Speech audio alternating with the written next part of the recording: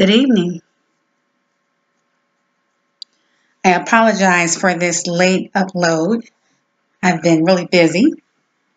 I am trying to do better with my uploads, but this is chapter 2 of my autobiographical story and my adventure in dating 4 men at the same time. Let's see, where did I leave off? Okay, so in the last chapter, I talked about the fact that I was celibate. Even though I'm dating 4 different men, I've been celibate, and I have been celibate for 3 years in July. And there were some particular reasons why I chose to do that. It's not because there were not a plethora of offers to break the celibacy, nor is it even because I wanted to be celibate. I felt as if I needed to be to kind of clear my head and think about what I wanted my love life and my sex life to be. Because I felt as if up to that point it was at times reckless, pointless, redundant, and just lacking in pleasure. Like I just felt like I was just kind of going through the motions for the sake of the person that I happened to be with at the time. And I had no control over what that part of my life needed to look like. So after my last sexual experience, I just said, I don't feel good about this. This is not what I want. I don't feel respected. I don't receive pleasure from this. Why am I doing this? Like, what am I getting out of this? What is my purpose for being here? What is my purpose for lying in this bed with this man? Right? So I decided to just shut it down. Just shut it down and just focus on other endeavors. And it's been quite amazing. During that time, I built a couple of businesses, purchased some properties, reconnected with friendships, developed good friendships, created deeper connections with my family members, and then just kind of spent that time just trying to think, what do I want my life to look like? Not just professionally, but socially, mentally, spiritually. It felt as if up until 3 years ago, everything I did was for the benefit of other people, my parents, my siblings, this organization, my job, this group of people, that church. I didn't do anything for me. And it was heavily laced with fear, lots of fear about religion and what this means. Like if I do this, what kind of person am I? Like, am I a good person? Am I a good girl? Am I dirty? Am I a hoe? Am I a thought? How do I want the world to perceive me? It was just too much noise. There was too much noise going on. And I'm pretty sure that all of that noise shut down the joy of sex, right? The joy of lovemaking. And so I kind of want to pre-warn you all, because this installment is going to be a little bit risque. I'm going to talk about some things here. So I don't know how YouTube handles that. I don't know if they're going to make this triple X or something or what. I don't know. But I'm going to be honest in this one and kind of give you some background on how I feel about things. So let's go back to my harem of men: H, K, G, and C. So where do I begin with these men? As I said in chapter 1, all of them are black, all of them are beautiful. And contrary to the YouTube theories that are floating around, these black men love dark complexioned women with natural hair and, you know, other than slim proportions.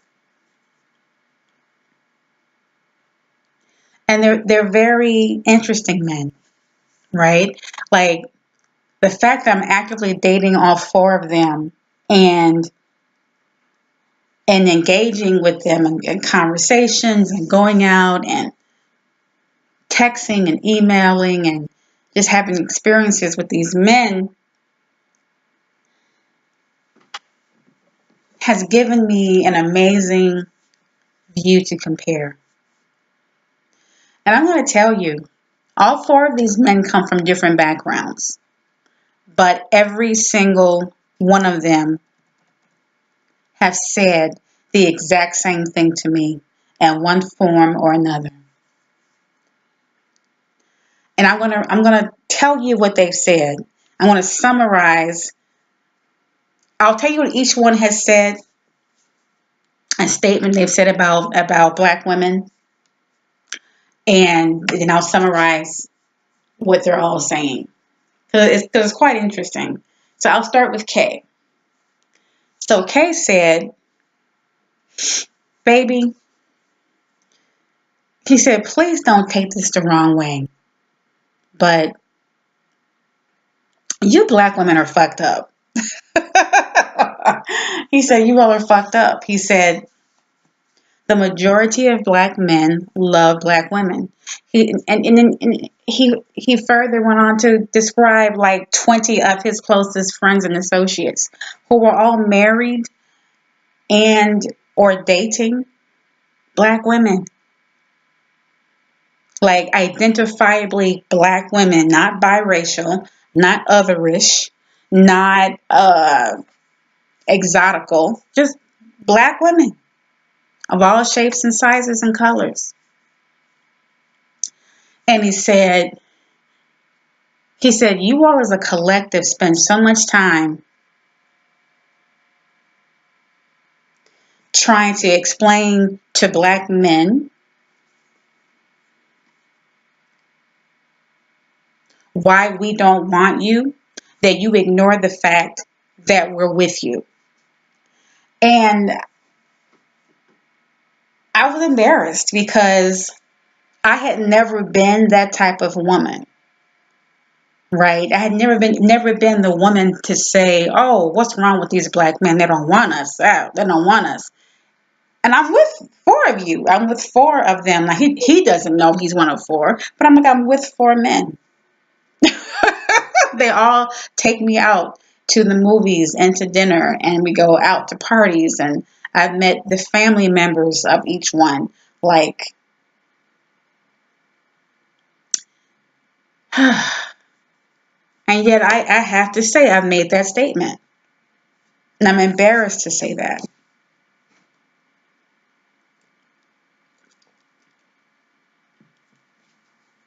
H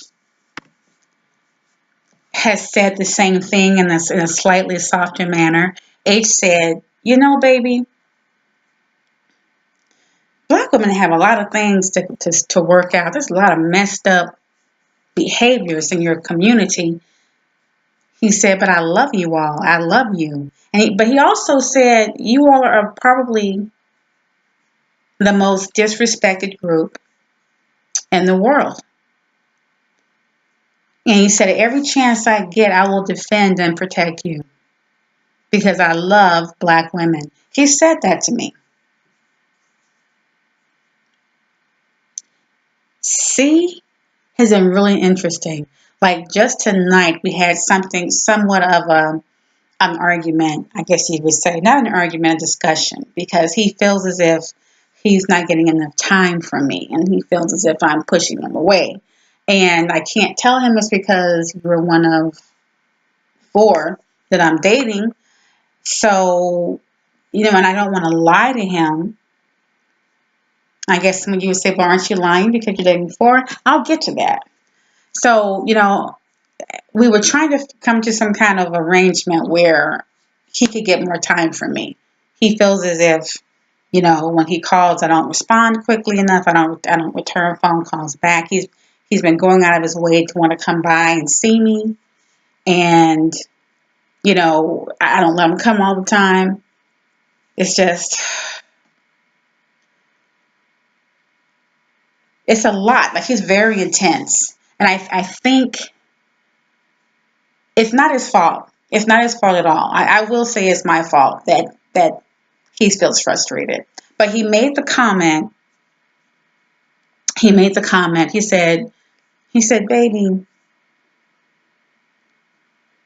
you can't put me on pause. She said, you can't put me on pause. You have to respect the fact that I want to spend time with you.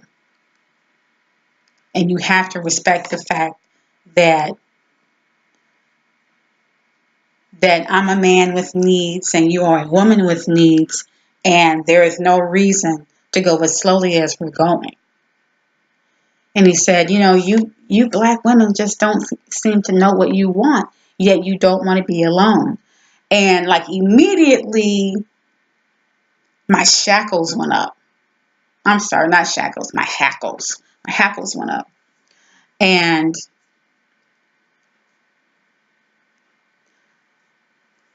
it took all I could to hold my tongue and just let him finish and not interrupt him, because I hate being interrupted, and I don't want to disrespect him by interrupting him. So I let him vent. And he said, I like you.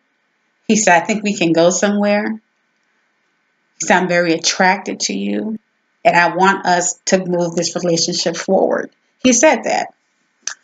And, I listened, and I gave my point of view. And, it was probably the first time in this entire situation that I felt intensely guilty, because the reason I'm not giving him everything that he wants is because I'm dividing my time among 4 men.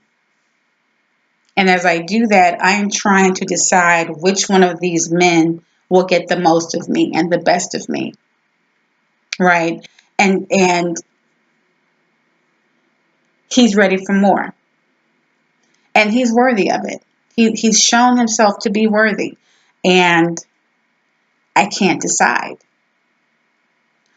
So then there's G. Out of all 4 of them, at this point in time, G probably is getting the best of me. And mainly because he is so intense, and he cares so deeply, and just so, I don't know how to say it. Like the other night, he came by to see me. And it was an impromptu visit, in terms of he called me like a few hours earlier and said, hey, I know we're going to see each other on Friday. He said, do you mind if I come over? And I thought about it, and I said,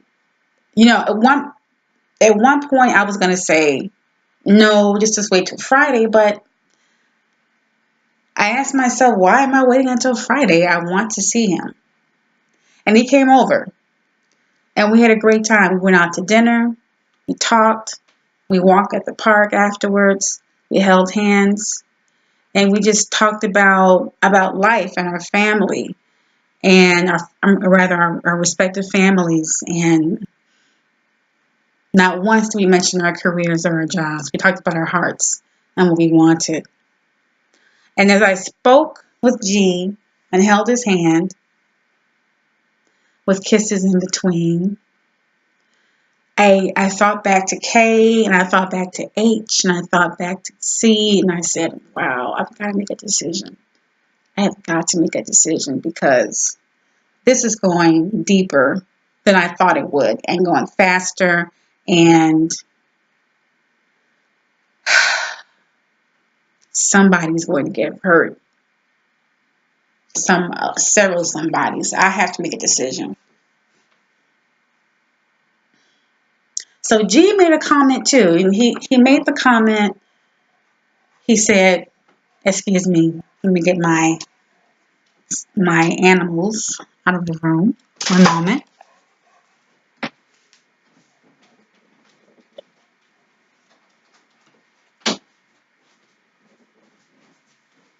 Okay, I have 3 big old dogs, and they breathe heavily. Anyway, so G made the comment. He said, I have a crush on you. He said, I'm crazy about you. I absolutely adore you, and I'm afraid. And I had never heard a man be that vulnerable to me. Like, actually, all 4 of these men have made themselves extremely vulnerable. And each time, it brought tears to my eyes because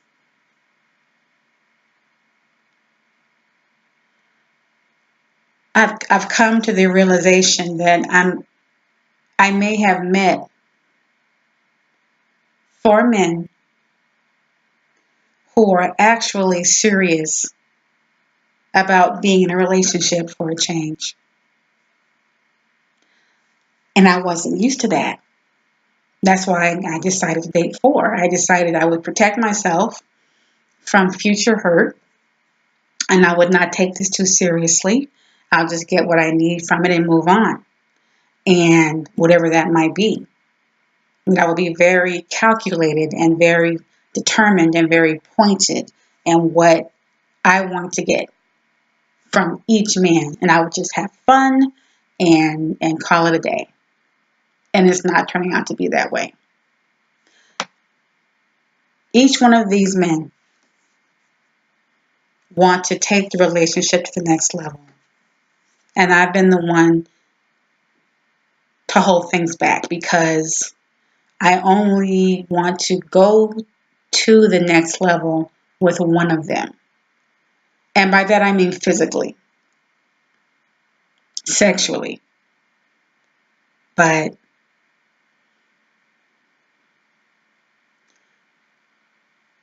as we spend this time getting to know each other, talking and conversing and exchanging mental and emotional energy, the respective relationships are deepening anyway. Even more powerfully than they would if we were in physical relationships. So now I have some decisions to make because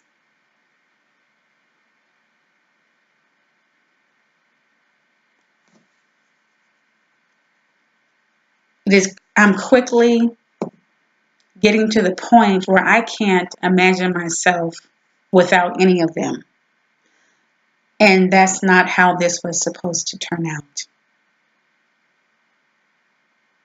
Wouldn't it be something if I ended up alone at the end of this romance? If at the end of the day, I chose none of them, or if none of them chose me.